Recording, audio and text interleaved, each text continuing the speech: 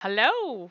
Hey everyone, how are you doing? Right, so we're going to start the stream tonight, folks in the UK, where it is going to get very warm this week, with a very gentle stream mom and stream dad reminder. Please hydrate. Please, please, please, please, please be drinking large quantities of water right now. Do not let your water bottle become empty or leave your side. Um, have some hydration salts available to you. There's lots of like ersatz recipes for cheap Gatorade, which is a little bit of sugar and a little bit of water. If you can get some of the beloved drink more drinks, those little hydration sachets that you can drop in a bottle of water, or the little plop plop fizz fizz versions, Fizzy good make please feel be nice. drinking Yes. those. The temperature is supposed to continue to rise for the next couple of days in the UK. So here are all the ways that you can prepare for that.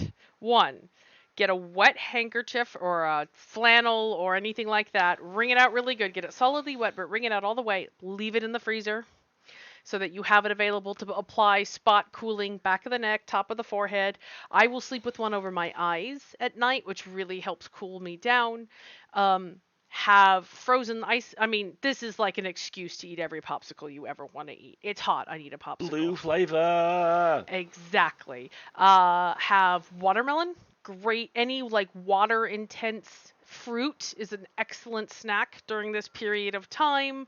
Uh, don't go out without sun protection, and a hat, and long cool sleeves like cotton, linen, anything light but that covers your skin is good. If you like cold soup, if you are a gazpacho fan, if you are a vichyssoise fan, our season is upon us. I live on hummus during this weather because it's hard for me to eat, but it has protein and it's good and it's cool. So frozen grapes, excellent. Frozen sliced bananas, another excellent snack to just basically fill your freezer with as many useful things as you can. If you are a middle class white lady like me, you probably have one of these, i.e., facial sprays. Don't get the microphone wet, Marguerite. Don't get it in your mouth like I just did. They don't taste good, but they smell lovely, and they're very good for you. You've got a couple days till the temperature peaks, but please do, please, please, please. People in the UK get skin care and heat stroke more than people in Australia because they don't prepare or treat it seriously. Veteran Californian here, please take care of yourself. Ask Alasdair how Monday went. Hi, I'm people in the UK. I went out on Monday without a hat. I could go on. I will. I felt fine, and then I didn't. Tight skin, high skin temperature, um, weird shivering in extremities, just unable to really settle, unable to really get any sleep. I saw what 4 a.m. looked like on Tuesday morning, and I can exclusively reveal it sucked. Now, it wasn't all horrifying. I definitely got chunks of sleep up to that point, but this was the first time in 18 months where I've used a herbal sleep remedy. Yeah. Now, because it was the first time in 18 months I've used a herbal sleep remedy, it spun kicked me in the back of the head, and I was passed out in about a minute and a half. That's correct, chat. AC is very much not a household thing in this country. Cinemas, libraries, large shopping malls, our gym is air conditioned, and it might be one of the reasons we picked our gym in the summer. But like homes Yeah. do not get air conditioning. So, Basically, this country is allergic to joy in any sense, and in this instance, that is actively damaging to your health. Please listen to everything Marguerite said. I have worn a hat at the house for the last 3 days, and I have had no impact whatsoever on me, and I have slept like a tiny, tiny child. tiny, Um, tiny child hogs the bed. say what? Nothing. Something about a time about how much you love me and how amazing I am. Yes, Yes. good. I thought so. Yes, precisely Yes. that. Um. Yeah. Drink as much as you can. Shades, hat. Don't die. Yes. Please, Welcome to please the take show. good care of yourself. Please, be mindful about SPF only lasts 15 to 30 minutes after you put it on, so you need regular applications, all of that good stuff. Saturday, I believe, is going to feel fucking righteous in the UK. Yeah, It's going because to we're go from supposed to have thunderstorms and rain afterwards. it's going to go from like 30 on Friday afternoon to 17. We might need coats. It'll be amazing. Exactly. All right, so this concludes the all-important self-care reminder portion of the top of this stream. Hey, Alasdair, how many things do we do on this stream? Oh, we do 3 things on this show. The first is we provide you with an opening monologue. This is almost always provided by house band Mr. Nate Crowley, fiercely talented author, all-around great human being. And today is no exception. And today is no exception. That will give you a chance to get situated, get any snacks you might need, make sure your pets are fed, make sure your significant other isn't engaged in a life or death battle with the Roomba again. All of that good stuff. Also, hydrate. No, seriously, we have alarms set in our office that remind us to refill our water bottles in the summer. It's are you eating enough? Are you drinking enough? I know. We sound like nags, but we care about you and we don't want you to feel bad, please. Are you eating your protein? Yes, exactly.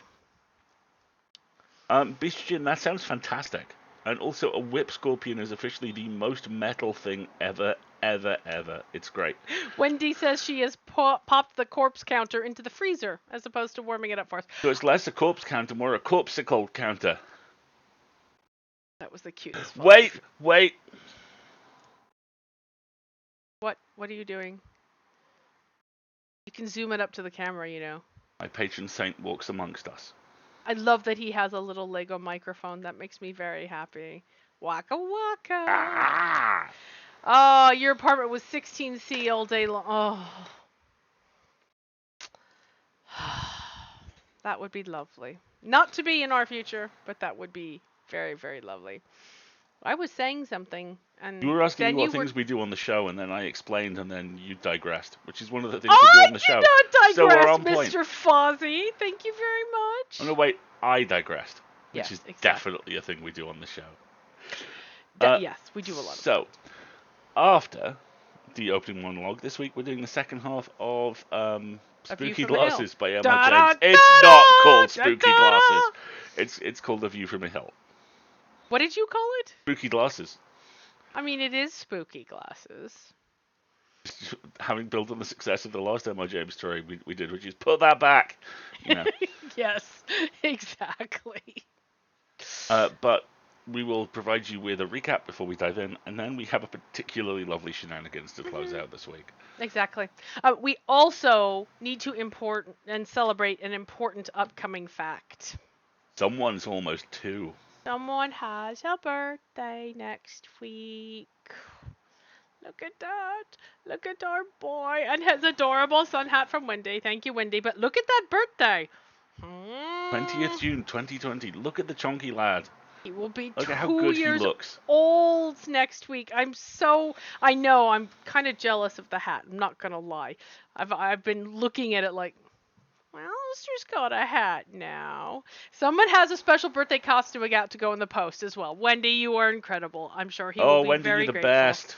And he will probably get like a Skyrim sweet roll baked for him for his birthday. Yeah, because I have sweet roll pans. Because yes. I was feeling very extra. I have a hat, Wendy. I do. It's just buried in the closet somewhere. I have to dig it out. And it is... My sun hat is very utilitarian. It is designed for hiking and outdoor exertion and for being squished into a suitcase. It's not very aesthetically pleasing, but it is mine and I love it, and I just need to dig it out. But I'm not going to need a sun hat as much in a little bit. Because a vehicle is going to make its way into our lives, and I'm so excited. We just bought a car. I did. I just bought a car, and it will be here at the end of July, i.e. not soon enough, i.e.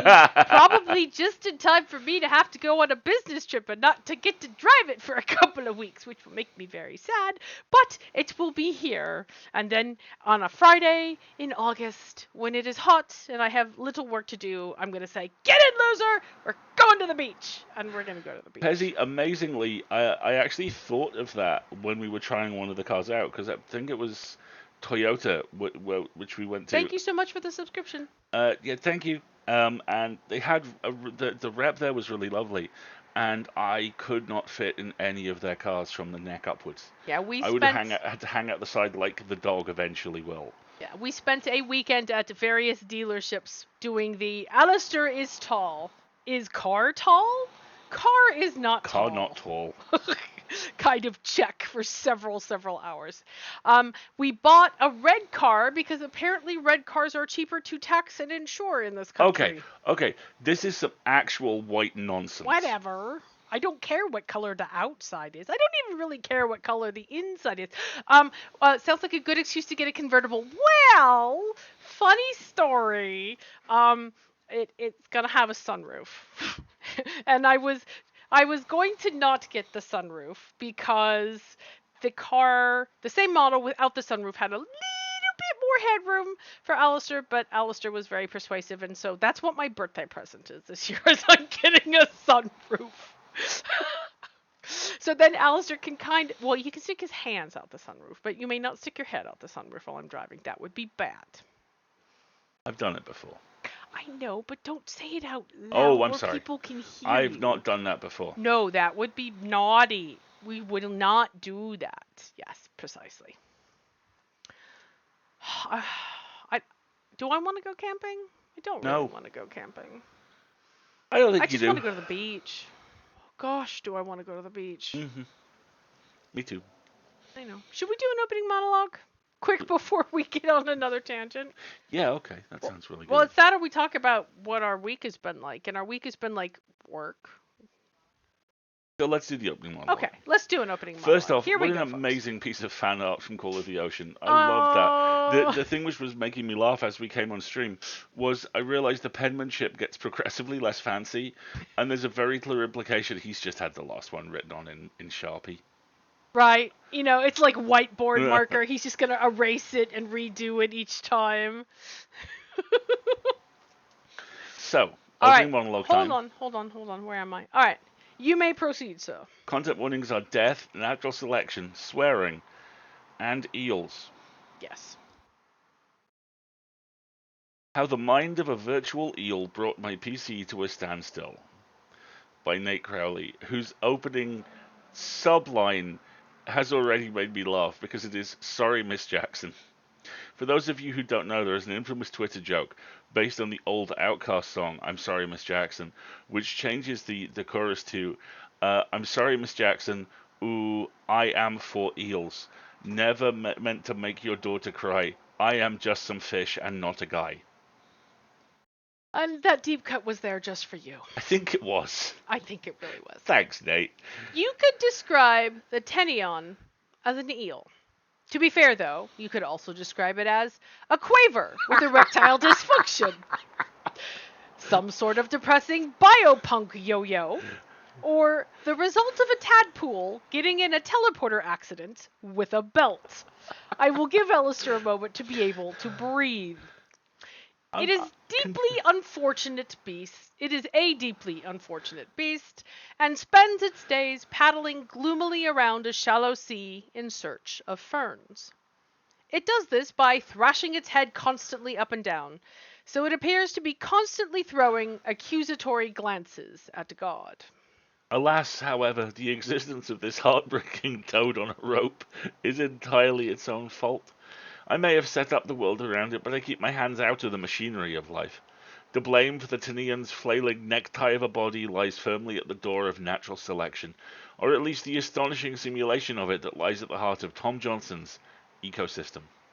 I was introduced to this game just shy of 2 years ago as I attended EGX Rezzed with the mission of, quote, finding every game on exhibition featuring eels, unquote. It was in a much, much more basic state then, of course. I've written about it since. We've used that one too. Oh, yeah. And yet now, 2 years on from discovering Ecosystem, and in the week that the game launches on Steam in early access, there's something fitting about my first go with the new build producing an eel. Many games over the years have had a go at being the theoretical evolution simulator software toy that people like me have spent their lives dreaming of. Indeed, Ecosystem is by no means the only game doing interesting things on that front right now, but in my opinion, it's the most immediately impressive. In premise, it's not complex at all. You create an oceanic landscape with sediment beds, rock formations, currents, and the like, and seed it with a few hardy plants. As the plants spread out, they are able to start supporting creatures, so you pop in a few protoplasmic lumps to get things started. Then the game takes over, and things get wild. There's a caption here on a photo that says, one isolated population of Tenions in my game developed tails so outlandishly long that they ended up unable to eat enough to sustain their comically attenuated bodies, becoming extinct so far as I can tell, through starvation. Ecosystems creatures have synthetic DNA, which governs what they eat, how they reproduce, their biomechanical structure, skin, muscle, bone, and, most importantly, the brain controlling it all. Do you want to do the other paragraph as well? They do not swim using pre-written animations. They flap about with whatever body parts they have in an entirely aimless fashion, applying torque at the joints and resistance across flat surfaces to move through the water around them. I mean, to be fair, this is how I swim as well. And as you might imagine, most of them are absolutely Garfield at this early on. Of your first generation of creatures, most will die without ever having tasted food. But some will, through chance, struggle miserably towards a plant, reach it, and have just enough energy left to reproduce. Some of their offspring will, through chance mutation, amplify the structural quirks which allowed their parents to survive. And so on. The rest of the process very literally writes itself, with your pool of creatures splitting into a number of successful archetypes, like species, which get incrementally better at living with each successive generation. And despite me absolutely roasting it, the Tanian in my initial play was a wild success. It was one of the first stable phenotypes to emerge from the hopeless free-for-all of the early days, and it managed to remain relatively unchanged in form, even while the rest of the gene pool was busy branching out into much stranger and more complex forms. There was a big flat disc with beefy, pinwheeling appendages at the end, whose deal I was never quite sure of. A macro predator like a plesiosaur amputee, which migrated between the various herbivore breeding sites for seasonal feasts. Another sort of eel that was all head and very little tail that somehow preyed on the aforementioned predators. Other things which lived a generation or two, but then failed spectacularly as they were outcompeted. And then there was my favourite creature, which was a sort of bipedal frog that propelled itself along by actually kicking with its back legs. They weren't prefab legs either, evolved ex nihilo from a hidden toolkit of parts. These were appendages that had started out as flappy bits of nonsense generations earlier and had progressively been refined into three-jointed, paired structures with identifiable feet flippers, kicking in the right rhythm to move the beast along at a fair clip. This bastard had, with no intervention, taught itself breaststroke. The photo underneath is captioned, Hold. "Behold the Kickman." A few generations after the emergence of this virtuoso pseudo-frog, the game started slowing down massively, guzzling up vast reserves of RAM and processor time in the process. It seemed a bit odd, given the relatively constrained virtual world my PC was being asked to simulate, so I emailed Johnson to ask what might be going on. Oh, I just fixed that bug yesterday, he said in reply. Turned out some creatures could evolve extremely large brains and use up all the CPU resources. Just let that sit with you for a moment. Extremely large brains. By the way, I'm totally earmarking the idea, as mentioned in the chat, of pseudo-frog. Pseudo frog. Now, while I'd love to pretend that my misshapen bestiary had become self-aware, ooh, topical topic, the truth isn't much less astonishing. You see, every creature in the ecosystem has a fully simulated brain, something called a pipeline computer, which feeds data from sense organs through a big load of information. Ropes, which then sends out signals to contract muscles and specific body parts. I don't know enough about either brains or computers to be more precise than that, but I can tell you that these brains evolved through the same iterative process as the creature's physical forms. And as it turned out, My good old Tanian had evolved quite the talent for introspection. Its tail was made out of many individual body parts, you see, all of which were outputs for its pipeline computer brain, and over successive generations it had been developing a mind capable of optimizing the tiny, tortured twitches of those tail segments to generate infinitesimal efficiency gains. Like when you approximate pi with an infinite series, Johnson summarized, showing me a screenshot of a similar brain he found when fixing the bug. The brain of one of those sea geezers on the right. Admittedly, I'm happier now that kink has been ironed out of the games, as I'd like to run it faster and for longer to see what happens. Oh, happier now that kink. There we go. I was going to say that was a strangely parsed sentence. But I'm happier. Blah. I'm going to go out and come back in again. Admittedly, I'm happier now that kink has been ironed out of the game, as I'd like to run it faster and for longer to see what happens. But honestly, if the statement, a simulated eel evolved a brain large enough to bring my PC to its knees, doesn't convince you that this is the evolution simulator to get excited about, I'm not sure what will. The man speaks no lies. I love the idea of there being this incredibly deep thinking frog with like 2 limbs and just like, dude, I'm writing Shakespeare over here. Kick, kick. Behold the kick man. Behold the kick man. Oh, Brilliant. Nate, what would we do without you? Seriously, Nate, what would we do for Nate monologues is just the without best. him? He's just the best. He really is. All right. Do you want to do a little bit of fiction, or you want to get in, losers? We're evolving Shakespeare. Yes, very much so.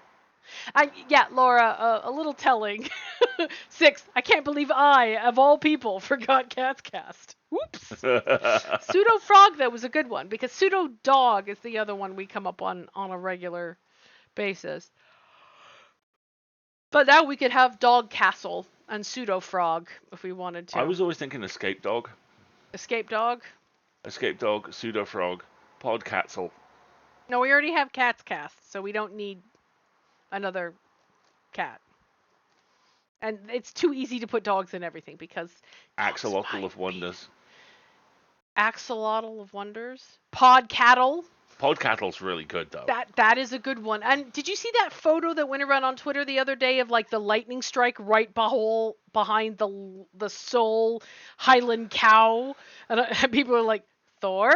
I was like, ooh, that's a good short story prompt. That's a good one. Axolotl of Wonders is tonight's gender. All frog-based horror. There's a surprising large amount of it. Depends on if you count that, especially if you count that Mark Twain story. And also House of the Borderlands. County. Huh? House of the Borderlands. A classic piece of pre-Lovecraft cosmic horror where enormous frogmen are a very important part of it. And not large scuba diving enthusiasts either. Enormous frogmen, men who are frogs.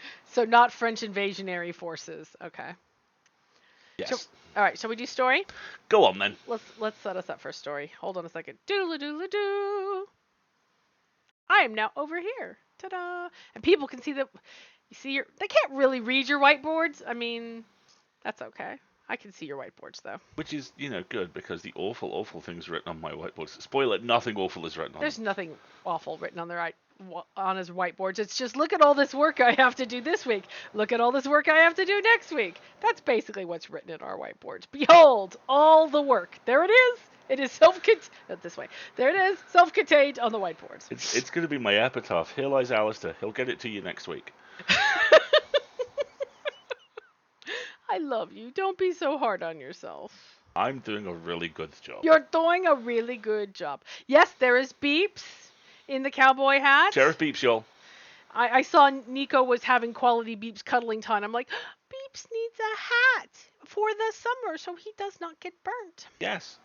The one with the lines through it is actually content for TFL for the month. The one next to it is what's in TFL this week. The one up from that is stuff which I write on a whiteboard every month and go, this should be in TFL, and maybe 2 things are. The stuff in orange is all of our meetings, and the other 3 boards are just... The one directly behind your head is like annual goals. Yeah. And then there are Lego magnets. We have a lot of whiteboards. What can I say? We got a lot of whiteboards. I had 4 and they were great, and then I needed 4 more. Yes. Exactly. You want to give a quick recap on Yes. where we were in Spooky Specs? Previously, in an M.R. James story, holidays are bullshit. Part 1000. Our intrepid hero is invited out to spend some time with a friend of his who is an older squire. There is subtext. We're pretty sure it's text in some spots. Yes. And also, just for the record, especially during Pride Month, that's I'm not kind of a bad surprised thing. there is not a lot more M.R. James alt fic. To be perfectly, excuse me, I need to go to AO3 and see how much M.R. Oh, James. here we go. Here we go. All right. You keep talking for a second, but M.R. James stories are rife for gay retellings. How many of them are there? Let's find out. Probably not enough. And yes, Laura, I should write more on them. DM, I'll come to you, my lad. First results. What? Excellent. Okay, well, if that's not, filth, we might be doing that shortly. And, if it's filth, we'll be doing it later. I mean, a warning to the curious, where warm hands have pressed and closed. There we see. Oh, here we go. All right. Is Show subtext. Okay. Show additional tags. Established relationship. Missing scene. Say, I knew AO3 wouldn't let us down. There we go. If anybody wants links to these, just let me know. But they're not hard to find. They're on the first page of the search results on AO3. Good job, just AO3. Search for M.R. James and you'll find plenty, apparently. Very much so. I'm going to close this now before it gets distracting. Right. You were recapping the story, and you got like one element in, and I went on a tangent. Continue. Previously on, no, seriously, fuck holidays by M.R. James. No, our intrepid hero gets on very well with an older, I believe it's a squire in this instance. As is the case in most M.R. James stories, it is an older landed gentleman who had never married. Yes. So he invites our hero out to come and look at historical stuff in the area where he lives. And our hero being some poor, schlubby, young civil servant / tutor with... Yeah, I'll do this. There's nothing about this that could possibly go wrong. I'm broken, bored, help, right? Exactly. So he does this, and they go out for a walk, and the squire shows him around the land, and he decides to take with him a very old pair of spyglasses, binoculars, basically, which were encased in a suspiciously vault-esque box, which has to be broken, as I recall, to be opened. And I believe some blood was spilt. Ominous. Pezzy, Yes. That is amazing. I had an amazing convo on Friday with a 64-year-old lady about her AO3 fix. Oh, that is so cool. That's amazing. I'm trying so really cool. hard not to do that math in my head. Let's move very swiftly on. Oh, don't start. I didn't. Oh. Anyway. Oh, by the way. Are you drinking water? You should be drinking water. You should be hydrating. I don't know if I can send a hydrate emoji from here. I'm gonna try. So they go out on their nature walk, and the squire goes, look at all this stuff. Isn't it great? The church over there has a spire and does all that kind of small, local English history thing. Thank you, Hawkeye. And our hero takes a look at his surroundings through the glasses, and they're different. Yes. Like, there is a body on the gallows, which used to be there. When you take the glasses away, the glasses seem to show him the past, or a version of the past. And the, I believe, butler for the squire is a little... seems to know something he has not yet revealed. Some stuff around these glasses is sus, is what it comes down to. Sus glasses. And there has been some tension between the squire and our hero, who has now decided to go off on a short biking trip to go and have a look at things, which I'm sure, under no circumstances, will end badly. Precisely. Because what could possibly go wrong with spooky glasses all alone in the countryside? Spooky glasses all alone in the countryside, and there's only one stateroom. And there's only one stateroom. Yes, precisely. All right. So that was your previously. Can you tilt your camera down un scotch? How's that? Now that's too many scotches. You over scotched. You scotched too close to the It was a sun. micro scotch, not a nano scotch. That was Okay. an excellent scotch. Well done. I scotch good. You scotch good.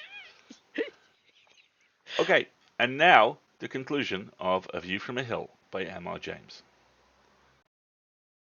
It was just as well that the squire had made that arrangement about a cold supper, Fanshawe thought, and not for the first time, as he wheeled his bicycle up the drive about 9 o'clock.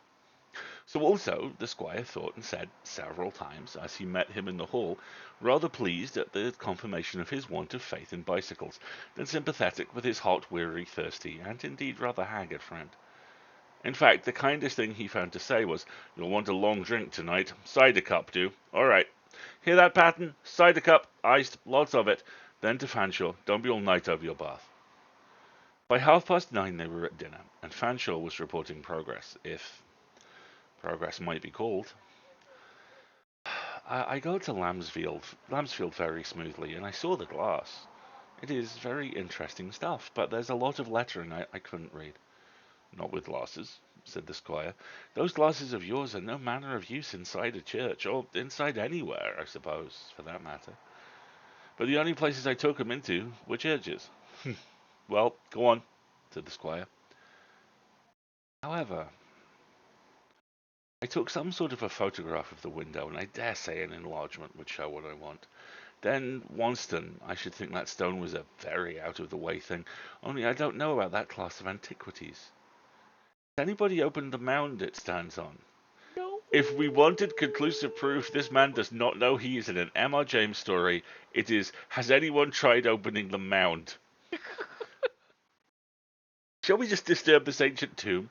Fuck is wrong with you?" Or is this like the M.R. James cinematic universe? Oh my gosh. There was an idea, and it was to leave old stuff the fuck alone. "Aren't you going to leave me your business card, Commander Fury? I will kill you if I see you near a church again. I will kill you." Leaves. Baxter wanted to, but the farmer wouldn't let him. "Oh, well, I should think it would be worth doing." Anyhow, the next thing was Fulnaker and... I've got those wrong, sorry. Baxter wanted to, but the farmer wouldn't let him. "Oh, well, I should think it would be worth doing." Anyhow, the next thing was Fulnaker and Oldbourne. You know, it's very odd about that tower I saw from the hill. Oldbourne Church is nothing like it, and of course there's nothing over 30 feet high at Fulnaker, though you could see it had a central tower. I didn't tell you that, did I? The Baxter's fancy drawing of Fulnaker shows a tower exactly like the one I saw. "So you thought, I dare say," put in the squire. "No, no, it wasn't a case of thinking. The picture actually reminded me of what I'd seen. And I made sure it was Oldbourne well before I looked at the title." "Well, Baxter had a very fair idea of architecture. I dare say what's left made it easy for him to draw the right sort of tower." "That may be it, but of course, but I'm doubtful if even a professional could have got it so exactly right. There is absolutely nothing left at Fulnaker but the bases of the piers which supported it. However, that isn't the oddest thing." "What about Gallows Hill?" said the squire. "Here, Patton, listen to this. I told you what Mr. Fanshawe said he saw from the hill." "Yes, Master Henry, you did, and I can't say I was much surprised, considering." All right, you keep that till afterwards. We want to hear what Mr. Fanshawe saw today. Go on, Fanshawe. You turn to come back by Ackford and Thorfield, I suppose." Okay, that is so sus. He knows.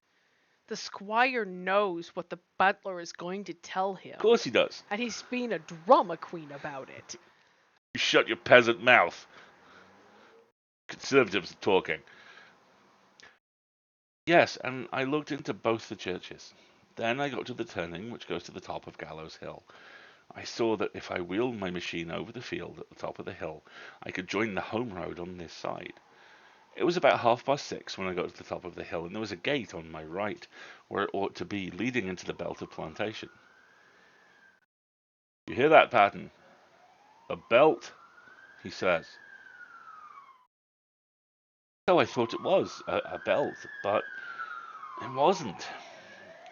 You were quite right, and I was hopelessly wrong. Cannot understand it. The whole top is planted quite thick.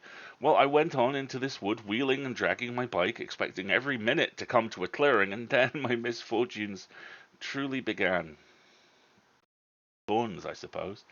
First, I realized that the front tire was slack, then the back. I couldn't stop to do more than try to find the punctures and mark them, but even that was hopeless. So I plowed on, and the further I went, the less I liked the place. Not much poaching in that cover, eh, Padden? Said the squire. No, indeed, Master Henry, there's very few cares to go. No, I know, never mind that now, go on, Fanshawe. I don't blame anybody for not caring to go there.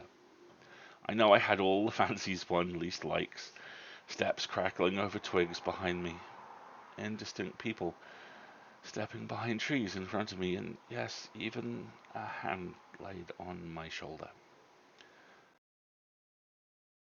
Got very sharp at that and looked round, but there was really no branch or bush that could have done it. Then, when I was just about at the middle of the plot, I was convinced that there was someone looking down on me from above, and not with any pleasant intent.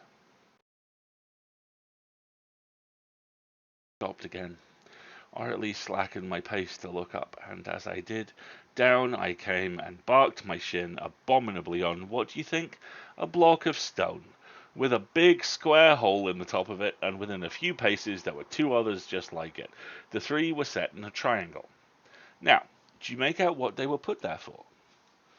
Think I can, said the squire, who was now very grave and absorbed in the story. Sit down, Patton. It was time, for the old man was supporting himself by one hand and leaning heavily on it.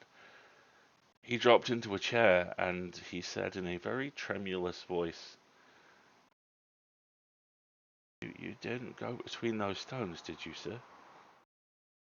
I did not, said Fanshawe emphatically. I dare say I was an ass, but as soon as it dawned on me where I was, I just shouldered my machine and did my best to run.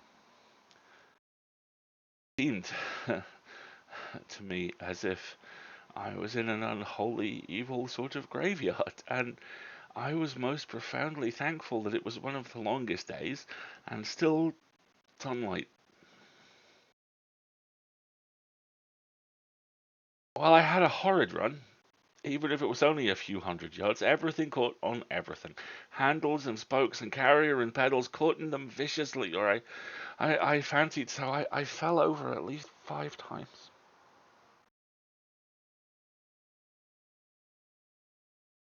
At last I saw the hedge, and I couldn't trouble to hunt for the gate. There is no gate on that side, the squire interpolated. Just as well I didn't waste time then. I dropped the machine over somehow and went into the road pretty near head first. Some branch or something got my ankle at the last moment. Uh-huh. Anyhow, there I was, out of the wood, and seldom more thankful or more generally sore. Then came the job of mending my punctures. I had a good outfit, and I'm not still bad at the business, but this was an absolutely hopeless case. It was 7 when I got out of the wood, and I spent 50 minutes over one tire. As fast as I found a hole and put on a patch and blew it up, it went flat again, so I made up my mind to walk. That hill isn't 3 miles away, is it? Not more across country, nearer 6 by road. I thought it must be. I thought I couldn't have taken well over the hour over less. That's bad, sorry. I thought it must be. I thought I couldn't have taken well over the hour over less than 5 miles, even leading a bike. Well, there's my story. Where's yours and Patton's? Yeah. I don't know what he encountered, but Oh, a bush Yeah. grabbed my ankle. No,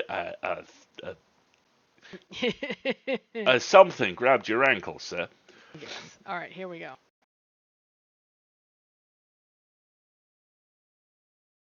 Mine? I have no story, said the squire. But you weren't very far out when you thought you were in a graveyard. There must be a good few of them up there, Patton, don't you think? They left them there when they fell to bits, I fancy. Patton nodded, too much interested to speak. Don't, said Fanshawe. Now then, Patton, said the squire, you've heard what sort of a time Mr. Fanshawe's been having. What do you make of it? Anything to do with Mr. Baxter? Fill yourself a glass of port and tell us. Oh, that done me good, Master Henry, said Patton after absorbing what was before him. If you really wish to know what were in my thoughts, my answer would be clear in the affirmative. Yes, he went on, warming to his work. I should say, as Mr. Fanshawe's experience of today very largely due to the person you named, and I think, Master Henry, as I have some title to speak, and in view of me having been many years on speaking terms with him, and swore in to be jury on the coroner's inquest near this time 10 years ago, you being then, if you carry your mind back, Master Henry, travelling abroad, and no one here to represent the family. Inquest, said Fanshawe. An inquest on Mr. Baxter, was there? Yes, sir. On on that very person. The fact as led up to that occurrence was these. The deceased was, as you may have gathered, a very peculiar individual in his habits. In my idea, at least, but all must speak as they find.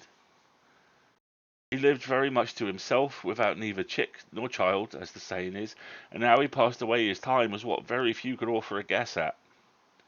He lived unknown, and few could know when Baxter ceased to be, said the squire to his pipe. I beg pardon, Master Henry, I was just coming to that.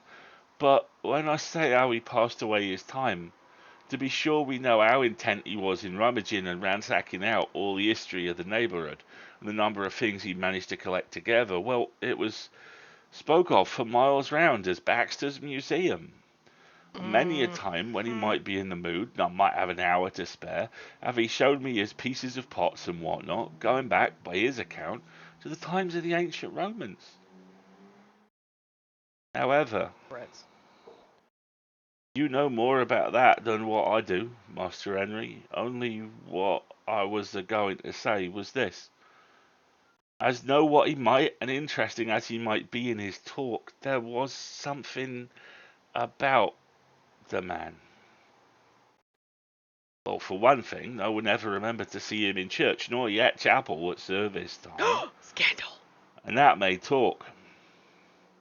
Our rector, he would never come in the house but once. Ever ask me what the man said? I'll do a better voice to the rector. Hang on just a second. While you're at it, can you bring that mic just a touch closer to your mouth? We're getting a kind of a strange cutout effect where if you're silent for a moment, it kind of clips off the first word, and we don't want to lose any of your delightful accent. How is that? I'm sure it'll be fine. Let's keep going. Great. Never asked me what the man said. That was all anybody could ever get out of him. Then how did he spend his nights, particularly about this season of the year? Time and again the labouring men would meet him coming back as they went out to their work, and he'd pass them by without a word, looking, they says, like someone straight out of the asylum. They see the whites of his eyes all around. He'd have a fish basket with him, and they noticed that he always comes the same road. And the talk got to be that he'd made himself some business, and that not the best kind. Well, not so far from where you was at 7 o'clock this evening, sir. Well, now, after such a night as that, Mr. Baxter, he'd shut up the shop, and the old lady that did for him had orders not to come in, and knowing what she did about his language, she took care to obey them orders. But one day it so happened, about 3 o'clock in the afternoon, the house being shut up, as I said, there come a most fearful to-do inside, and smoke out the windows, and Baxter crying out seemingly in an agony. So the man as lived next door, he runs around to the back premises, and he bursts the door in, and several others come too. Well, he told me he never in all his life smelt such a fearful, well, odour. as what there was in that kitchen place. It seemed as if Baxter had been boiling something in a pot and overset it on his leg, and there he laid on the floor trying to keep back the cries, but it was more than he could manage, and when he seen the people come in, he was in a nice condition. If his tongue weren't blistered worse than his leg, it wasn't his fault. Well, I picked him up, got him to a chair, run for the medical man, and one of them was going to pick up the pot, and Baxter, he screams out to let it alone.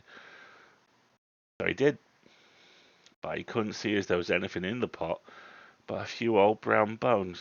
Oh my. Then they says, Dr. Lawrence will be here in a minute, Mr. Baxter, he'll soon put you to rights, and then he was off again. He must got up to his room.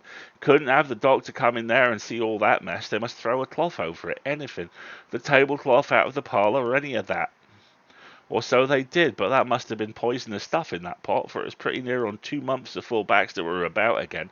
Beg pardon, Master Henry, was you going to say something? Yes, I was, said the squire. I wonder you haven't told me all this before. However, I was going to say I remember old Lawrence telling me he'd attended Baxter. He was a queer card, he said. Lawrence was up in the bedroom one day and picked up a little mask covered with black velvet, put it on in fun, and went to look at himself in the glass. He hadn't time for a proper look, for before old Baxter shouted to him from the bed, "Put it down, you fool! Do you want to look through a dead man's eyes?" And it startled him so much that he did put it down. And then he asked Baxter what he meant, and Baxter insisted on him handing it over and said the man he brought it from was dead. Or some such nonsense. But Lawrence felt it as he handed it over, and he declared he was sure it was made out of the front of a skull. He bought a distilling apparatus at Baxter's sale, he told me, but he could never use it. It seemed to taint everything, however much he cleaned it. But go on, Patton. Oh yeah, this totally sounds like necromancy. There's something unsavory. Yes, Master Henry, I'm nearly done now, and time too, for I don't know what they'll think about me in the servants' hall. Well, this business of the scolding was some few years before Mr. Baxter was took, and he got about again and went on just as he'd used. And one of the last jobs he'd done was finishing up them actual glasses what you took out last night. You see, he'd made the body of them some long time and got the pieces of glass for them, but there was something wanted to finish them, whatever it was. I don't know, but I picked up the frame one day and I says, "Mr. Baxter, why don't you make a job of this?"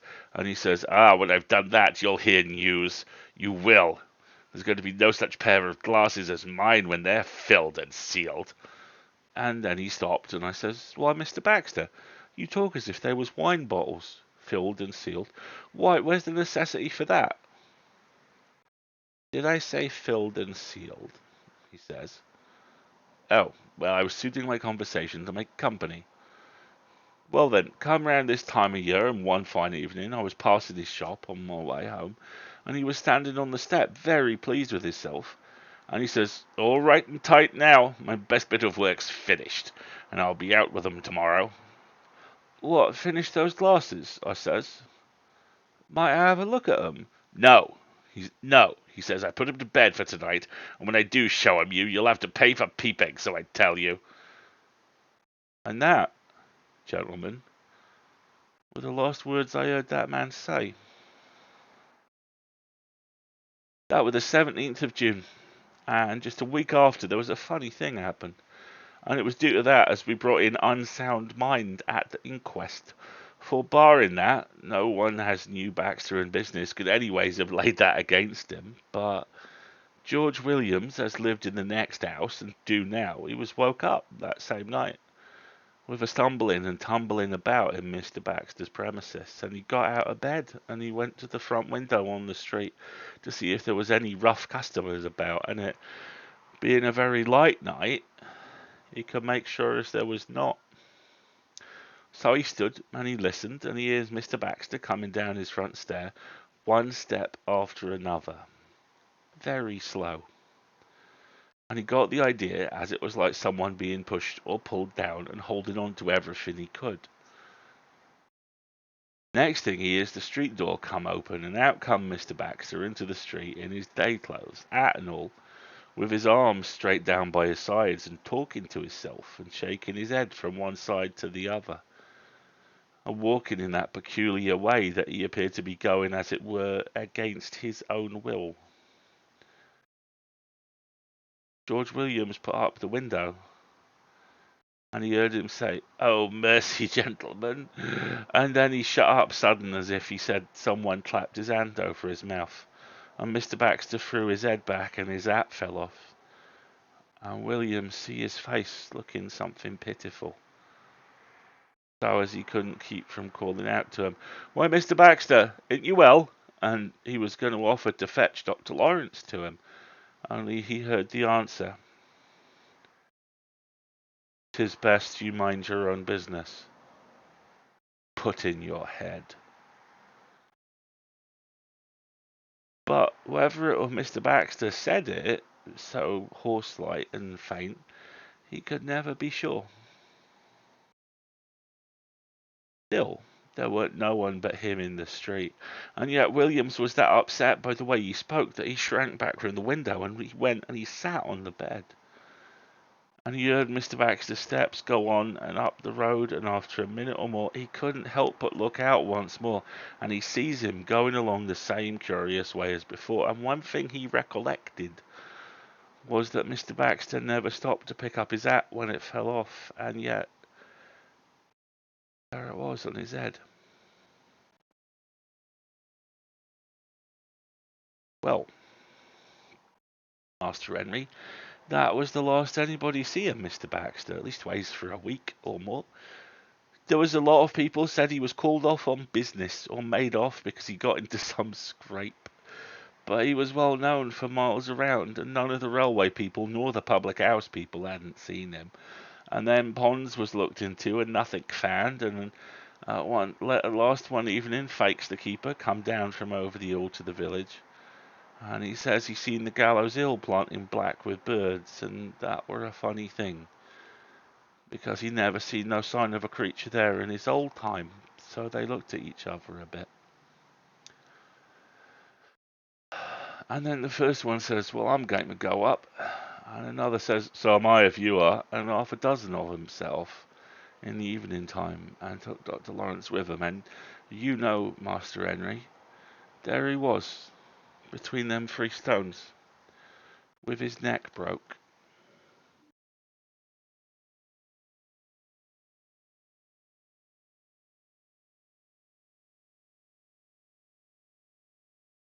Useless to imagine the talk which this story set going. It is not remembered. But before Paddon left them, he said to Fanshawe, "Excuse me, sir, but I did understand as you took out them glasses with you today. I thought you did. Might I ask, did you make use of them at all?" "Yes, only to look at something in the church." "Oh, indeed. You took 'em into the church, did you, sir?" "Yes, I did. It was Lambsfield Church. By the way, I left them strapped onto my bicycle, I'm afraid, in the stable yard." "No matter for that, sir. I can bring them in the first thing tomorrow, and perhaps you'd be so good as to look at 'em then." Accordingly, before breakfast, after a tranquil and very well-earned sleep, Fanshawe took the glasses into the garden and directed them to a distant hill. He lowered them instantly, looked at top and bottom, worked the screws, tried them, and yet again shrugged his shoulders and replaced them on the hall table. "Pattern," he said, "they're absolutely useless. I can't see a thing. It's as if someone had stuck a black wafer over the lens." "Spoil my glasses, have you?" said the squire. "Thank you, they're the only ones I've got." "Try them yourself," said Fanshawe. "I've done nothing to them." So after breakfast, the squire took them out to the terrace, and stood on the steps, and after a few ineffectual attempts, "Lord, how heavy they are," he said impatiently, and in the same instant dropped them on the stones. The lenses splintered, and the barrel cracked, and a little pool of liquid formed on the stone slab. It was inky black, and the odour that rose from it is not to be described. Build and sealed, eh? Said the squire. If I could bring myself to touch it, I dare say we should find the seal. So that's what's come of his boiling and distilling, is it, old ghoul? What do you mean? Don't you see, my good man? Remember what he said to the doctor about looking through dead men's eyes? Well, this was another way of it. They didn't like having their bones boiled, I take it. And the end of it was they carried him off whither he would not. Well, I'll get a spade and we'll bury this thing decently. As they smoothed the turf over, the squire, handing the spade to Patton, who had been a reverential spectator, remarked to Fanshawe, "It's almost a pity you took that thing into the church. You might have seen more than you did. Baxter had them for a week, I make out, but I don't see that he did much in the time." "I'm not sure," said Fanshawe. "There is that picture of Fulnaker Priory Church."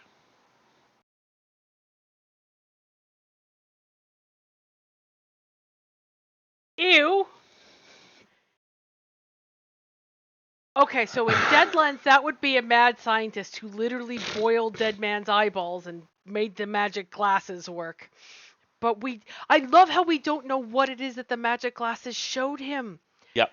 Was it the past? Was it the future? What's with the triangle of stones that's never explained? Why are there creepy things in the woods reaching out and flattening bicycle tires and grabbing people by the ankles? This one's really good. This Oh, one's really good. Preemie was talking about Mr. James. We were chatting with her on Twitter the other day, and she was all like, "No, no, no, no, no, no, no! I'm done reading his stories because they're all like fine and idyllic and descriptive, and then I don't sleep." James was metal as shit. I've read enough of his stuff now to realize that so much of it is, "Oh, hello, tea and crumpets, jolly good," followed by death. Very Elias vibes, right? Just comes out of nowhere and sneaks up on you. And yeah, so much of this is about this is super relevant at the moment because of the rise of folk horror. So much of this is about, if you go down to the woods today, don't. Yeah, exactly. Because, yeah, there's something awful in the woods, or there's something alien in the woods, and by alien I mean not human. And the stones, and the glasses, and what. So what did the glasses do? Or were they like the talisman that let him in but back out? Did they let him just see what was actually going on inside the wood, even though that physically he wasn't able to get to what was going on inside the wood? My take on it is, I think the only reason Fanshawe leaves the wood alive is the creatures in there are so enraged at what Baxter has done that they've just formate on this abomination of a set of spyglasses and just fuck with him relentlessly and pursue him. And I don't think he outruns them. I think they realize that he is an innocent and very stupid bystander.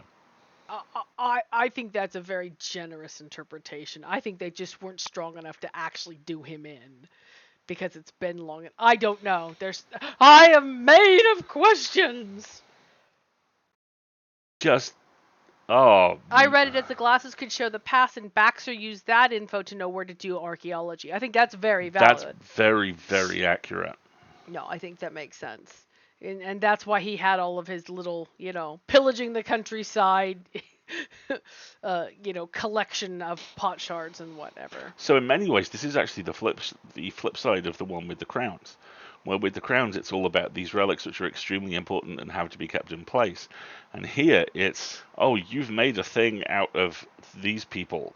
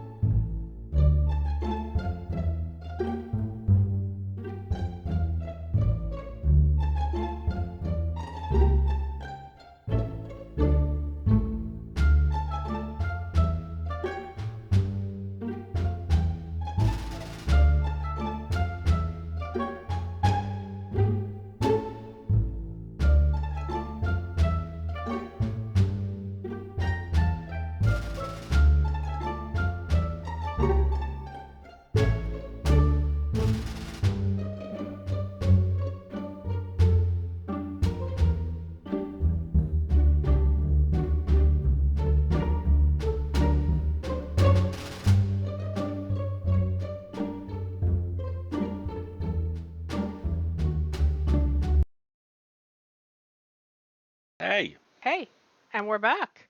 Though I just realized that our headphones didn't turn back on, so I had to do that manually. So I have to Oh, make should I myself do a dev. that? Should I do the thing What thing? with the headphones and the thing? No, no, no. You're fine. I just forgot the program in the buttons. I Oh, this I is a make science thing. Okay. this is stream science. I make them mute themselves when we go on break so that people don't hear our shit talking. It doesn't get As us. opposed to the shit talking they hear when we're not on break. Yes, exactly. That is Okay, good. intentional public Good, shit good. talking. All right, okay. Exactly. Also, I would like everybody to please perhaps take just a moment to, it's not very easy to see, but please adore the Shenanigans Trans Pride flag that Jenny put together for us Oh, for isn't that so Shenanigans this good? week, which is lovely, and I greatly appreciate it. Thank you so much, Jenny. And And because it's been a while since we've said it, trans rights are human rights, Black Lives Matter, don't be a prick. yeah, seriously. Give me just a second. I'm going to jot myself a note about unmute mics after break. I had a cookie. So did I. They were great. They were good. They were very good. Yes. Yes. No, we don't should talk about the audience, of course not, but we just should talk about other things, which is to say, we talk. Exactly. You know. Chad, I'm trying to teach my cat to drink from a hamster water bottle using string cheese. I'm not sure that sounds like a very difficult skill to KB, teach. had you considered the possibility that the cat knows exactly how to do that? It just doesn't want to. Yes, exactly. Also, I want the trans pride heart flag emoji. That's such a great Hawkeye. emoji. I have to dig. I'm digging. Yeah, there it is. There it is. Ta-da! Yay! I found it. I have emoted. Ruthie can have a little string cheese as a treat. Nice. Shall we shenanigan? Let's shenanify. Okay, I'm gonna put on the hat. Let's shenana twain, and that will impress us much. Shenana what? I'm sorry, it's been such a long week. What did you say? I attempted shenana twain. I attempted a Shania Twain gag. Really? I'm not proud of that. I'd like to apologize to you. Wendy with all caps, man. I'd like to apologize to the Academy. I'd probably like to apologize to Shania Twain. I just, yeah. All right. Sir. Sir, this is a Denny's. So, Wendy, what I'm guessing is that didn't impress you much. Oh, you did not! You... Alasdair! Naughty, naughty, naughty. Oh, Wendy's gonna have your head.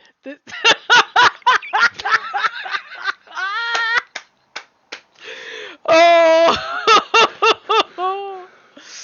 Oh, oh, I like that Azulia probably want to apologize to Shania Twain. I mean, maybe not, right? You're desperately trying to put together a hat trick joke. I can see it on your face. I was well, yeah, but I was also trying to redeem myself by pointing out that the people who really owe Shania Twain an apology are the country and western music industry, because they're racist as fuck, and also they have a real problem with people who aren't them. Yes. And Please not to be escalated because I don't know what else I can do with just text. it's all good. Wendy, this is why we're having that very specific emoji prepared. Just so that you are equipped for these horrible scenarios. That didn't impress me much. How dare you? How dare you, sir? It was good though. I have to admit that was How good. dare you? Do that again. Yeah, how dare you? Don't listen to them. That's a very bad idea. I'm so proud of you. Yes. Exactly. We're still getting Deadpool 3, Really? Oh yeah, When? it's going to be in the MCU. They're writing it now. The writers have been asked whether they're going to tone stuff down, and the response was basically, ha ha ha ha, no.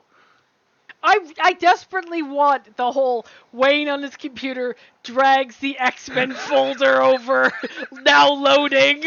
Did you hear about this? I forget who it was on Twitter, but someone perfectly suggested the best way to get the X-Men into the MCU, and as Marguerite says, it's just Deadpool is sitting at his computer, he selects a folder called X-Men, he drags and drops it into a folder marked MCU, it's never spoken of again. They've Smash just cuts always to been credits, all of a sudden they're in all of the teaser roles. Yes, exactly. Oh, Miss Marvel is beyond Miss adorable. Marvel is an absolute It's so good. delight. We've only watched the first episode so far, but I love it. It's done a very good job of like conveying like the energy and the emotion of the comic. It does really, really smart things with environmental And storytelling. She has a YouTube channel that I desperately wish actually existed so I could watch all of the content on it and nominate it for Best Fan Cast. Yep. It's really good. If you have not read the original G. Willow Wilson Miss Marvel run, it's amazing. run to your local comic store or library, Comixology yeah. and get your hands on it, because very few characters in the world ever got that kind of a good origin story. And just it's gonna sell out everywhere in the world. Also, it's just where is my little Miss Marvel? Yeah, you have a little Tom. Kamala, don't you? I do, but I updated the shrine recently to just be Jen, so I had space for more Jen. It when, has also when it just out. struck me that now Kamala exists in the MCU, the chance of Kamala meeting Taweret at some point has become possible. Oh God, that would be adorable. Tiny Jersey superhero and adorable perky posh hippo death goddess. I love her so much. I hope they do like a million, billion, trillion things with Tawillet. She's fantastic. It's arguably better. And I really liked Hawkeye. I would rate Hawkeye as one of the 3 best shows the MCU's done so far. And mostly because Elena Belana is a tragically underused character that we need a whole lot more of. Our guest last week, Lillian, perfectly described a tragically underused professional wrestler called Nikki Ash as having strong raccoon with knife energy. And I always think of the phrase raccoon with knife every time Yelena is on screen, because she has that kind of I will kill you and it will be funny. Yes. Or perhaps I'm bored. Yes, precisely. This would be a cool way to die. Yes, raccoon with knife energy is tonight's gender. Absolutely, very, very, very much. I mean, that's a really good one if it's the one you're going to read. I mean, that fantastic smash cut of "Here it is, your moment of zen," is that the one with the bass fishing simulator panel? No, that's Agent of Loki. It is, however, the one which has the deeply, deeply lovely Hurricane Sandy episode, where Kate and Clint are in very different neighborhoods when it hits and have wildly different experiences, both of which end up with them beaten to shit and beloved by the people around them, which is kind of peak Hawkeye. Now, if you have very hawk eyes and you were watching the Miss Marvel closing, I love you too, you nerd. This is all your fault. And you were watching the Miss Marvel closing credits, you may have recognized a familiar van with a familiar slogan on it, which has given me very high hopes for what kind of crossover possibilities are going to be appearing in Miss Marvel, which makes Yes. me incredibly happy. Oh yes, yes, yes, yes. No, it's if you have access to Disney Plus, it is an absolute delight, and it's the least MCU show since Hawkeye, which is also another really good one that's absolutely worth your time. No, Stitch. Wrong van. This was a moving van that lets you rent a bro Yes, for a period of time.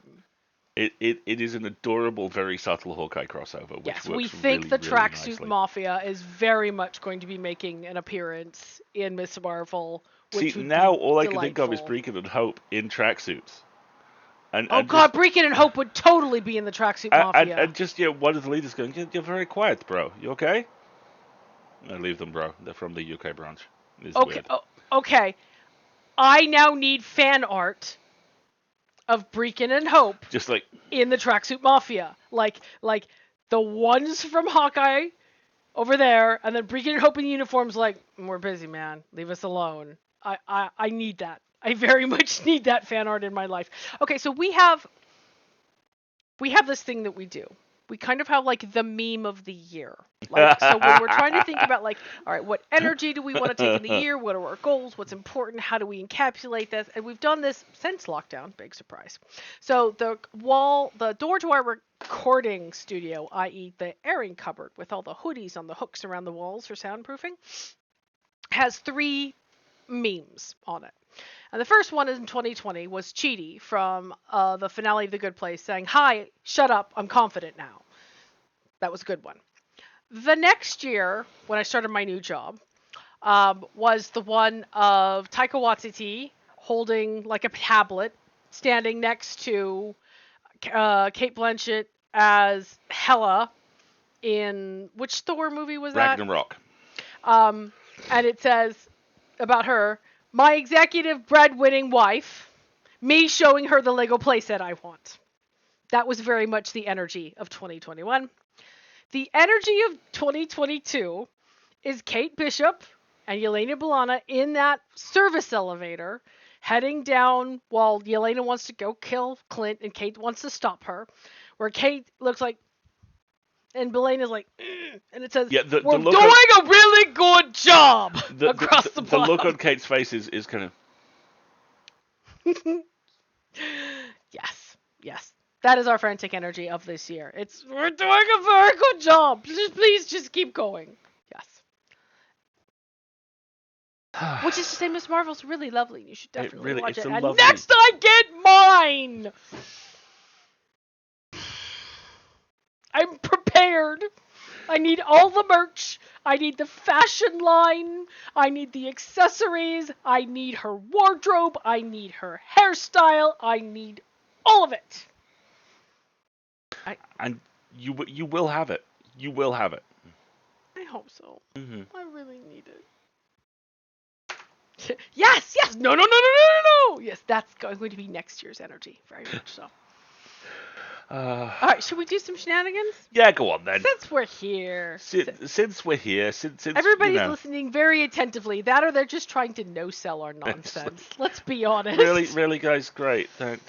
Thanks for Okay, this. come on, folks. I want to go to bed here. Can you just do the funny? All right, Hey, let's wrap it up. wrap this up and do some funny. All right. Too hot to type. Oh, very valid. Everybody's lethargically lying there like, "I'm going to listen to the funny, but I can't type. I'm too tired. I'm too tired." Everybody is just far too attractive to be engaging in our bullshit. Yes, that's exactly what's going on right now. Everybody have some water, okay? I'm serious. Next stream, I'm going to have to bring popsicles.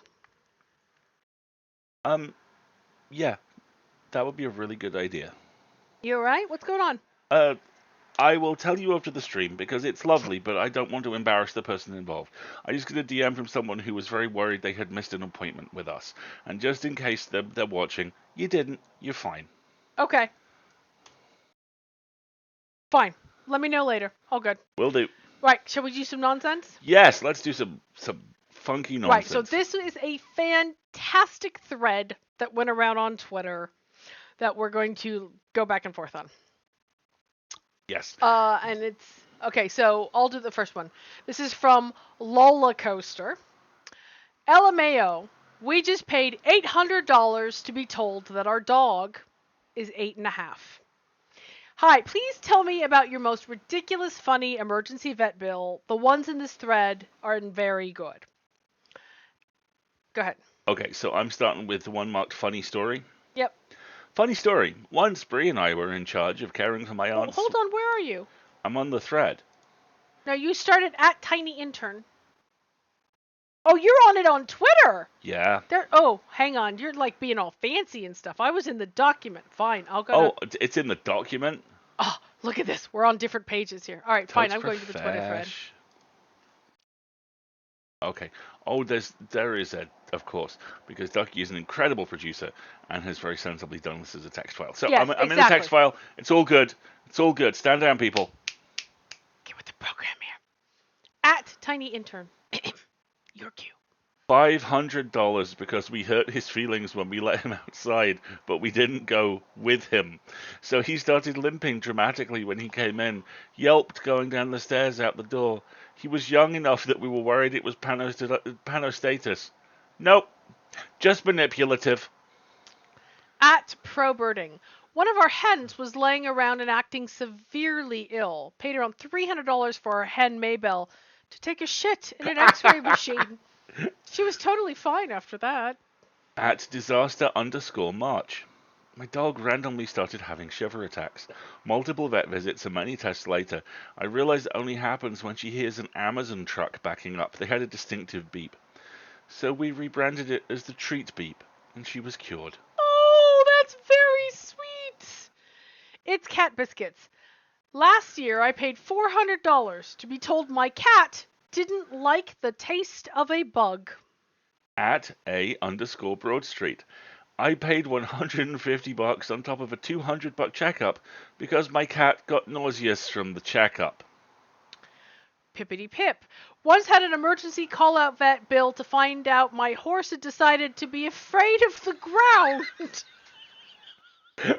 Kapibro. My sister-in-law went and got a dachshund and couldn't figure out why it was so lethargic. The vet asked, "Are you going for walks?" "Yeah." "How far?" "Same as always. You used to have a husky. This dog's legs are 4 inches long." Oh, that poor little wiener dog. Oh, no. At Amanda Storsky. $200 to discover that my cat's limp was in fact fake and done only for attention. Oh my god. Jessica Kania DVM. I'm a veterinarian and these comments are killing me. I had a dog present on emergency for a bleeding mass. It was a small dark red pom-pom tangled in the fur. The client was dog sitting and was pretty panicked. One pom-pom ectomy later, no code needed. Aww. Scribble Sea Art. God, I don't remember the price, but I took my cat to the vet once only to be told that my beloved daughter was being too picky with water and was simply dehydrated. They gave her fluids and gave me tips on picky water drinking cats because apparently that's a common issue. Cats, powered by spite. I know. Ambrose Believer, my previous cat, did this. Took him to the vet because he wasn't eating due to a mass in his stomach. Vet calls, says he's not drinking, hooks him up to an IV. Turns out the vets give the animals tap water, and my bougie cat would only drink filtered water. $50 for that. Oh my gosh.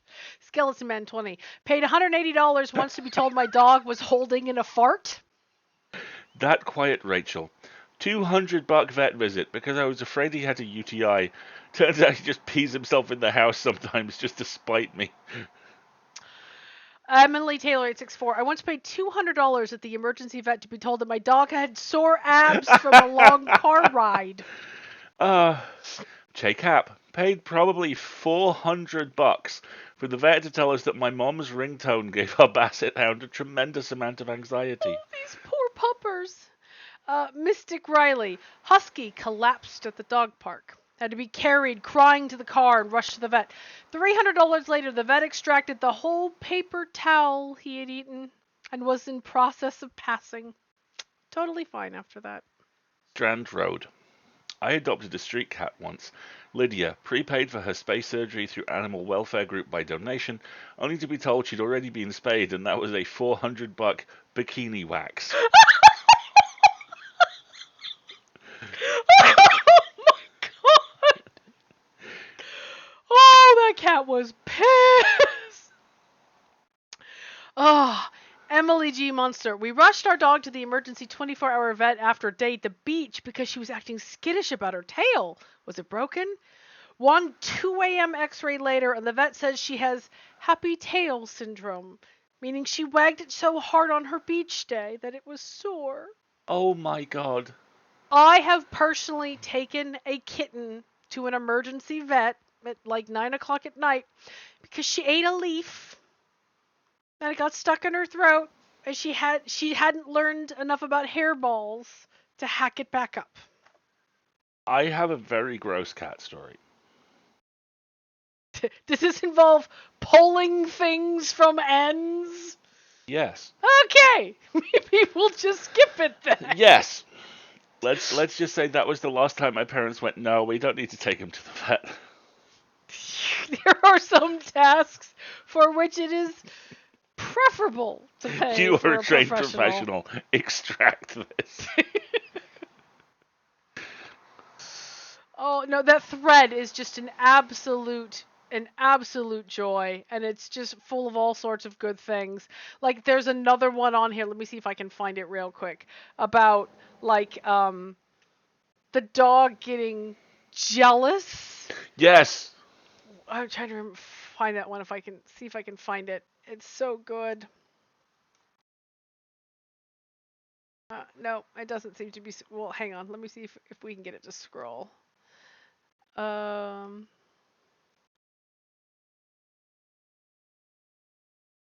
Here we go. Funny story. Once Bree and I were in charge of caring for my aunt's sweet and energetic dog over Thanksgiving, we got to the house and found the dog unable to move, lying in her own pee on the stairs. We freaked out, raced her to an emergency vet on Thanksgiving. We literally opened the car door to take her inside, and she hops out on her own, totally normal, like, "Hi guys, are we going on a trip?" Totally fine. She was just mad her mom had left and thrown a fit. I'm going to lie here in my pee. You'll be sorry. Aww. You sorry yet? This isn't nice. Can we go for a walk? Oh, these stories just give me life. Poor pet owners. Poor pet owners, and just the things we do for our fur babies. When I was a kid, our Great Dane started passing multicolored hairy pucks, and my mom used a whole paycheck to find out he ate a box of crayons. Oh, wow. Oh, good grief.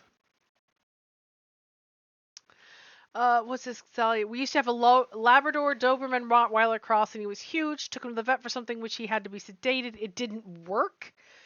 Gave him another dose. That didn't work. Eventually, my dad had to get into the crate and pull him in while he was awake. Oh, poor baby. Yeah, that's what tends to be what happens to me in lower jaw dental work. Oh. They tend to just go, we'll be quick. Yeah, we'll try and minimize this. Oh. Poor doofus kitties and puppies. I mean, there's like actually a pretty serious problem with it going on right now. So many people got pets when the lockdown started and then worked from home for a year and a half, 2 years. And now many of those people are returning to offices, and those animals have horrible separation anxiety because they have literally spent years of their lives and completely acclimatized to their parents being home. Zalia says he was the absolute sweetest dog. Let me and my sister dress him up. Oh Oh, my god. that's all I want out of a dog. Well, okay, he has to be big, and he has to be a velvet hippo, and Yes. he has to let me dress him up because I want to buy so many doggy costumes. I once Laura says, took a cat to the vet. What I thought was a neurological problem, his back would twitch, turned out to be fleas. Well, that seems like a much more humane thing for the cat to, be cured of than back surgery. They are drama queens, aren't they? Oh my Oh, gosh. we've told you about the time we cat sat for Stephen Lele, haven't we? Yeah, a good friend of ours has black cats, and we cat sit for them once while they were on vacation. And of course, they disappeared, and we tore the apartment apart, thinking, oh my God, they've jumped out the windows in the night. Where are they? They're just like under a pile of clothes in a closet somewhere. Like, what? What is your problem, you stupid human? Steve basically slept under the couch for 5 days out of spite. Yeah. He's just like, nothing could get me down here. Can't get the food either under there, sweetheart. Just a silly thing. We also had that kind of textbook cat moment where we were woken up at 3 a.m. when Lele landed on my face, having refused to accept she couldn't walk across the headboard of the bed, and just did that whole, I was never here, you never saw anything. Styling it out. Yes, exactly. All right. Let's tell folks where we're going to be this coming week. Indeed.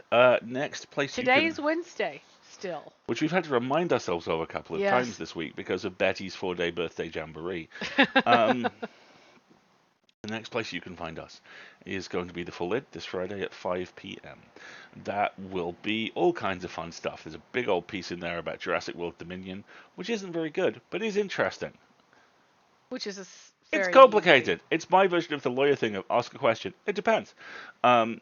Trailers for a whole bunch. Hey, you're stealing my line there. Stealing your shtick. Trailers for a whole bunch of really interesting looking games, one or two of which we will absolutely be streaming when they come out, I would imagine. Starfield. And a look. Starfield. We're going to talk about Starfield. Oh no, next week. Wendy, Starfield. They've given us Skyrim in space. We're doomed. We could build our own spaceships and bases and go to like 1,000 different planets. Wendy did not know about Starfield. Bethesda has just announced their brand new title, and it take No Man's Sky and Skyrim and mush them together. The initial aesthetic for this was described as NASA punk. NASA punk, i.e., what it would. Yeah, like Alice is like, oh God, they got me, Tex. I don't know if there are aliens. There are lots of different. It's No Man's Skyrim. Yes, very much. There seem to be lots of different factions. Like there's some pirates and there's some explorers and there's tons of. There's over 1,000 systems you can visit. You can customize your spaceships. You can have space dogfights. You can build bases. You can pick crews. Default robot friend. There are stalwart robot friends. He is made of rectangles and appears to have a Polaroid camera for a head. It looks like it's going to eat all my time. And it looks like one of those games where Alasdair and I are going to have to like set up the rota again about, look, it's your night, now it's my night. You know, we're going to have, it's called Starfield. Starfield. Let me get you a link, my dear. The other game, it's not releasing this year. I think it's next year. Next year, and it's currently, I think, PC and Xbox. Yeah. Keep talking. Wendy, there's a nice chunky trailer for it. Walks you through basically all the functionality in the thing. Yeah, I made that noise too. I go, oh my, okay.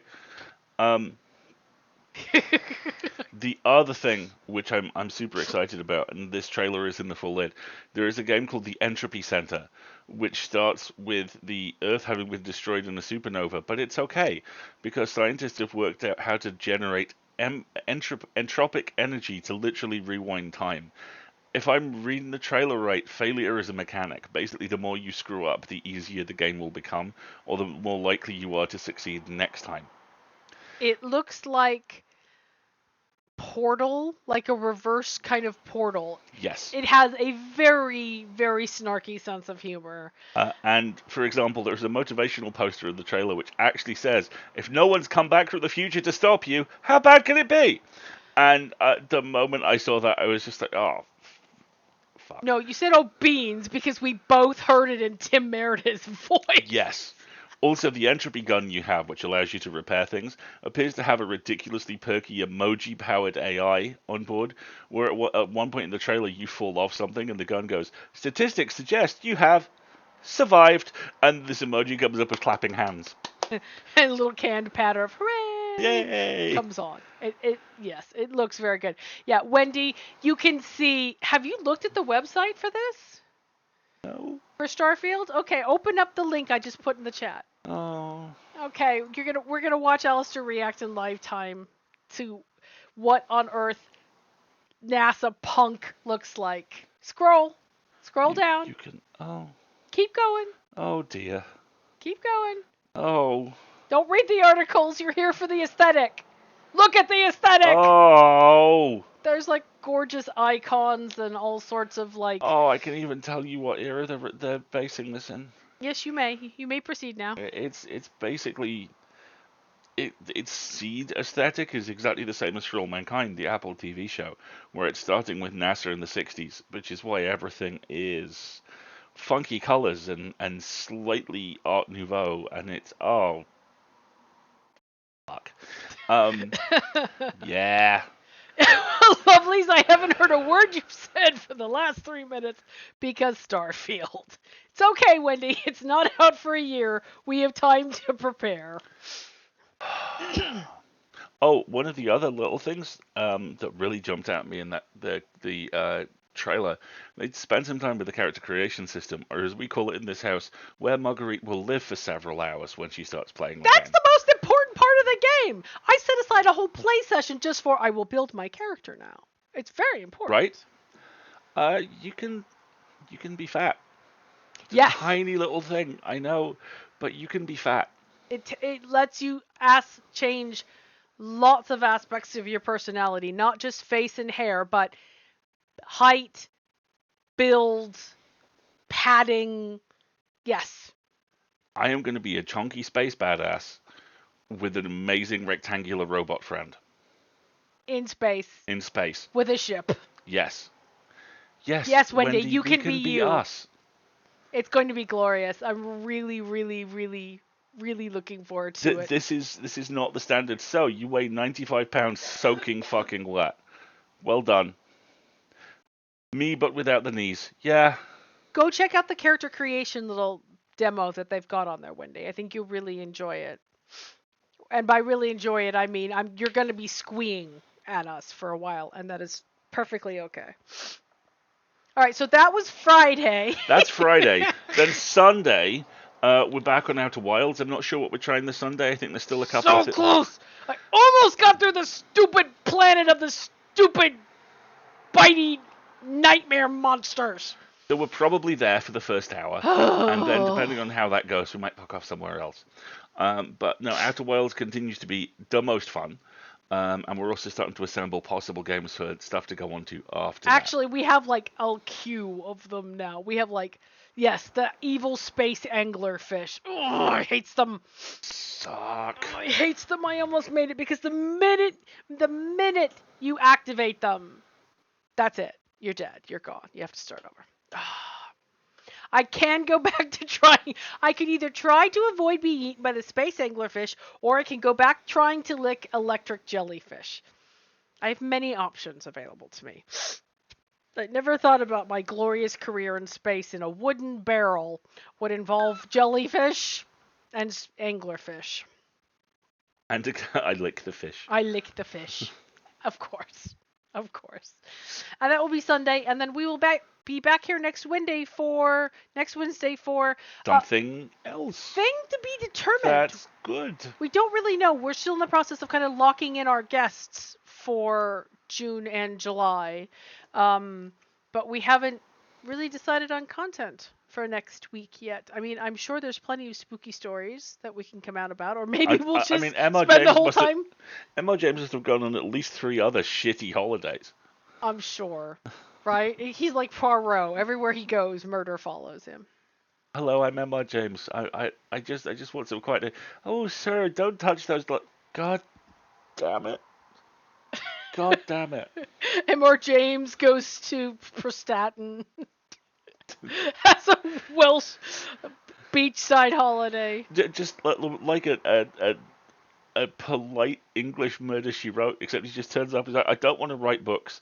I don't want any supernatural shit. I just want a cream tea and maybe some chips. And like, oh, sir, you don't want to go down on the beach. What looks suspiciously like King Arthur's body has been... I hate my life.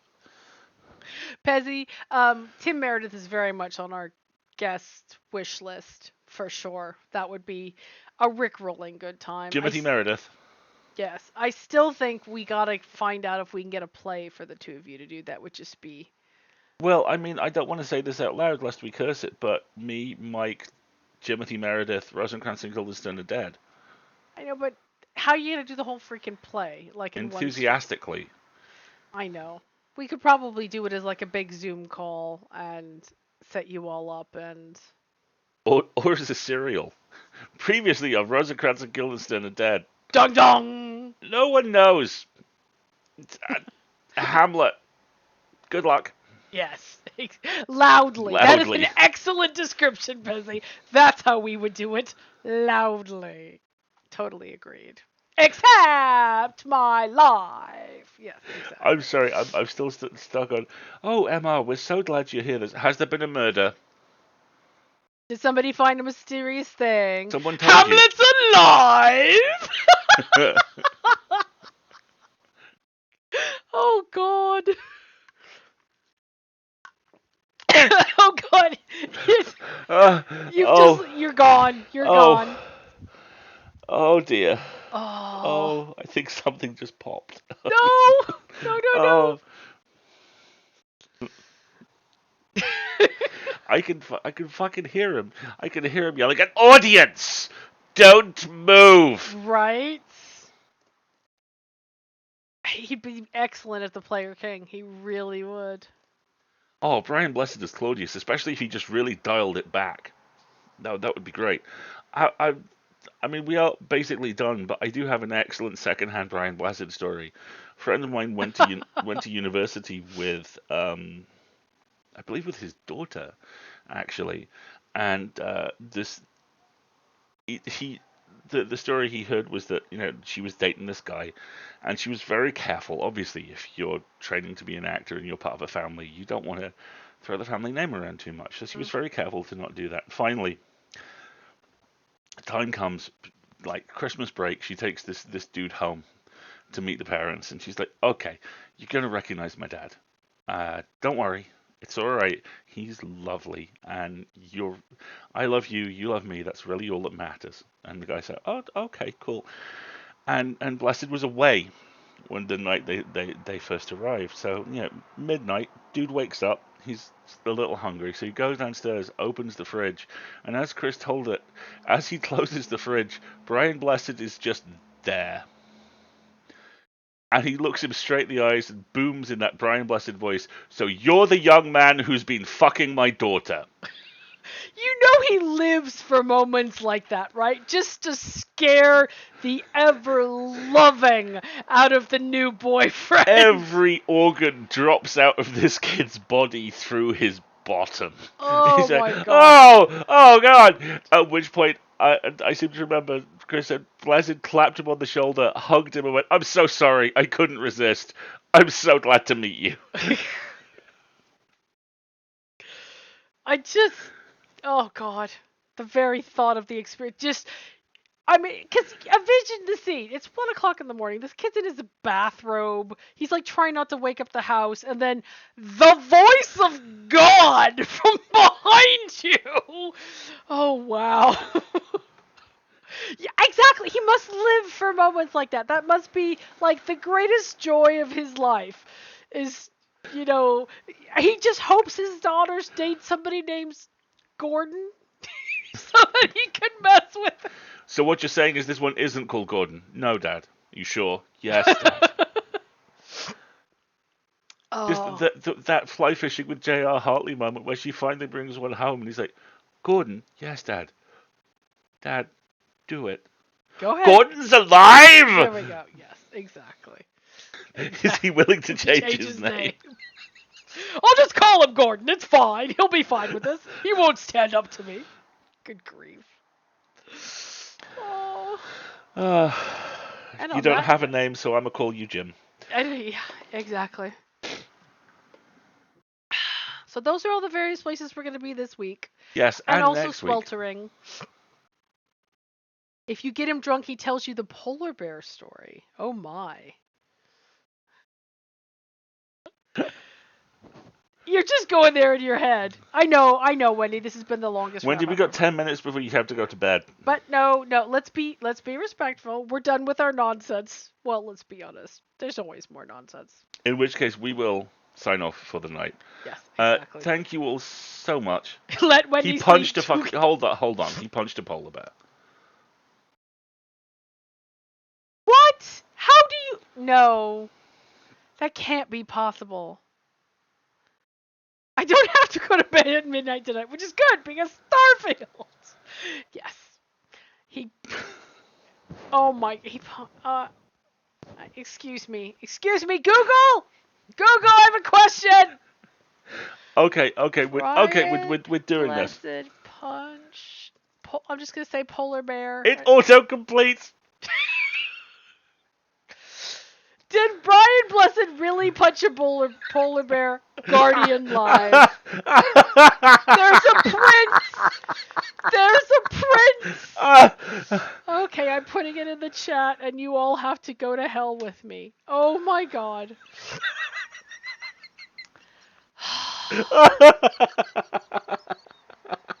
The polar bear died down on that story.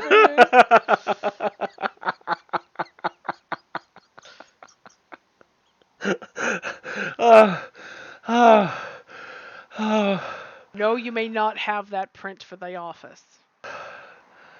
I might have it for the studio. Oh god. I need more Brian Blessed punching a polar bear energy. Oh, good grief. That has made my week. Right, Zolia? I just need a sitcom with all the elder national treasures living in a house together. Thank you, Brian Pezzy. Blessed, Stephen Fry, James Earl Jones, Angela Bassett, Queen Latifah. God, that would just Queen be Latifah needs to be on Star Trek. The fact that she's now said, Queen "I'm a Latifah huge needs Star to be Trek a nerd," freaking and captain on a on some starship somewhere. I am speaking this truth into the world. This needs to happen. next week when the stream starts, there's just that print peeking out over Alasdair's shoulder, or I'm talking and it very slowly just goes. Oh no! It'll just be on a T-shirt he's wearing. I know you. Let's not talk about that then, because we are not at home to anti-trans anything. No. Thank you very much. Stephen Fry needs to go get himself right, or he needs to get smacked upside the head. But let's move on. Polar Bear now sends him seals as tribute. Dear Brian, thank you. I appreciated the attitude adjustment. Here is a dead wolf seal. He does this every week. Christmas cards. He gets a Christmas card from the polar bear. We will be Jin, don't worry. Yep, absolutely. All right, let's wrap this up, folks. Right, this has been a delight. Thank you, everybody. You know where you can find us, and we know where we can find you. No, wait. That sounds creepy. Don't do that. Thank you for watching. We always really appreciate you being here, and we're really happy to have entertained you and made you laugh. And we've certainly laughed a lot tonight. This has been great. I've been Alasdair. I've been Marguerite. And this has been fun. We'll Have see you a next good night. time. Bye, everybody. And hydrate. Drink some more water.